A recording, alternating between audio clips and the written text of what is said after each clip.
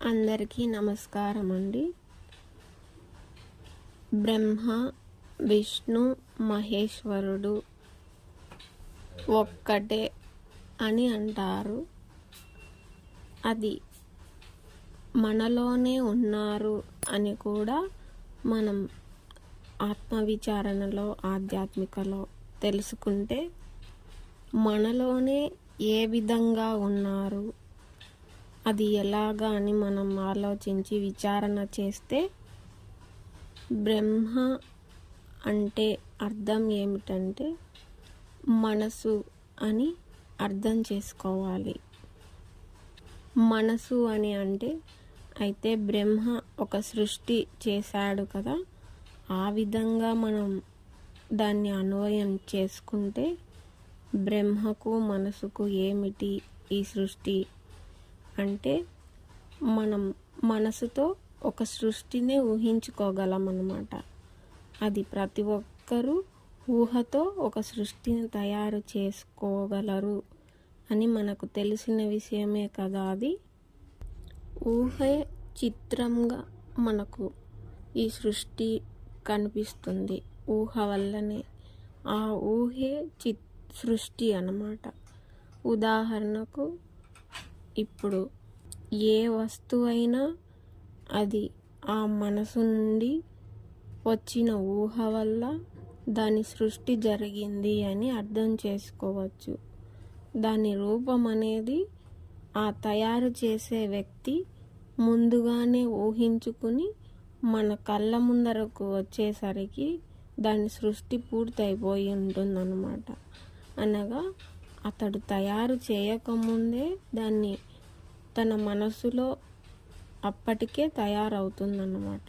అందుకే ఆ మనసు నుండి వచ్చినదే ఆ వస్తువైనా ఏదైనా కాబట్టి ఈ మనసే బ్రహ్మ సృష్టి అని మనం మనసుని చెప్పుకోవచ్చు.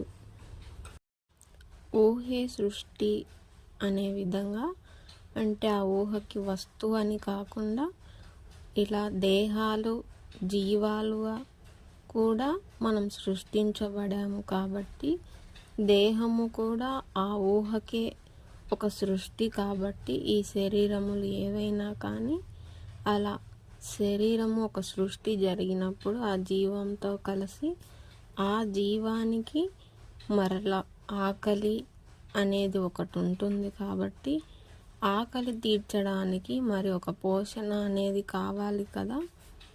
అలా పోషణ అనేది మనల్ని తీసుకుంటే మనం ఒక సంసారము, పిల్లలు, వారి పోషణ మన పోషణ అనేది మనం పనులతో చేసే విధానం ఎంతో తెలివిగా లేదా మేధాతో, తెలివిగా కాకుండా ఎంతో మేధాతో ఉండి దాన్ని చాకచక్యంగా సంసారాన్ని దాన్ని ఎంతో సరిదిద్దుకుంటూ ఒడిదుడుకులను సరిదిద్దుకుంటూ ఆ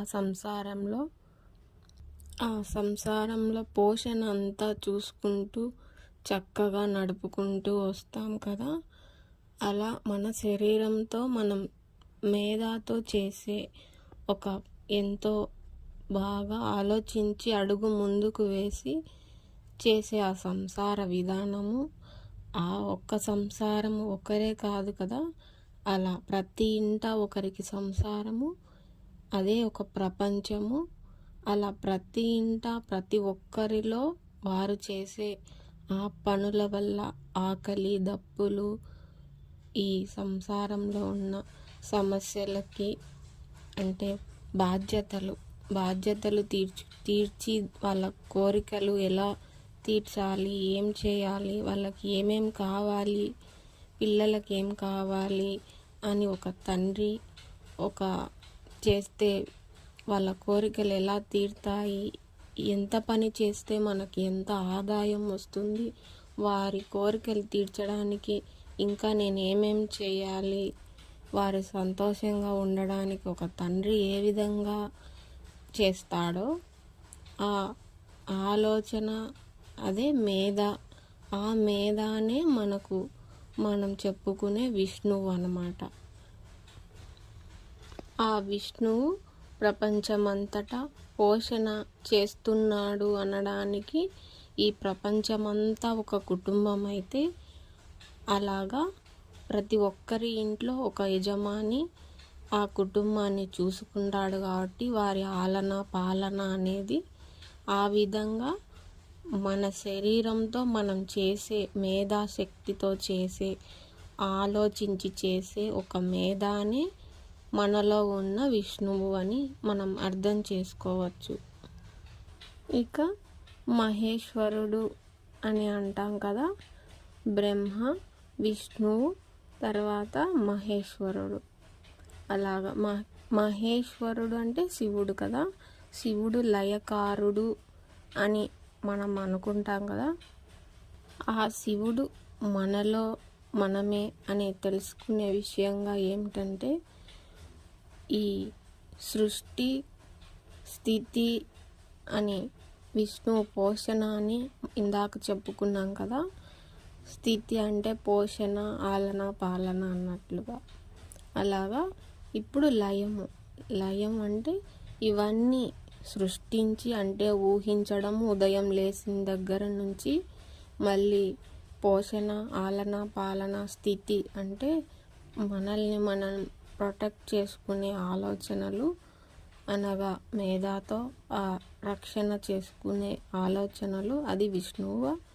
ఇప్పుడు లయం అంతగా మనం ఉదయం లేచిన దగ్గర నుంచి అటువంటి ఒక అలసటతో కూడి ఉంటాము కాబట్టి, తర్వాత మరి తిరిగి ఒక రాత్రి సమయం అనే వేళకు అలసిపోయి ఉంటాం కదా.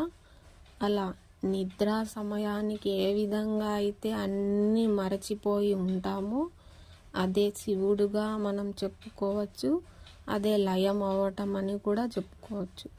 కానీ నిద్రించితే అలా మనం లయం అని చెప్పుకుంటాం కదా.